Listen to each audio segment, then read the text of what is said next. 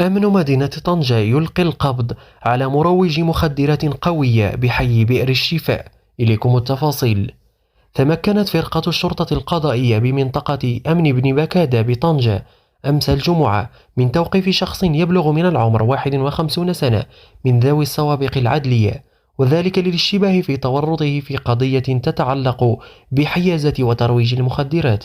وبحسب مصدر أمني فإن المعني بالأمر جرى توقيفه على مستوى حي الثانية بئر الشفا، حيث أسفرت عملية الضبط والتفتيش المنجزة في هذه القضية عن حجز داخل منزله ما مجموع 500 قطعة من مخدر شيرة معدة للبيع، وأيضا كيلوغرام و636 غرام من مخدر شيرة، و80 قسيمة من مسحوق الكيف الممزوجة بالطابة، علاوة على ميزان إلكتروني وسلاح أبيض وهاتف نقال ومبلغ مالي حصيلة عمليات البيع.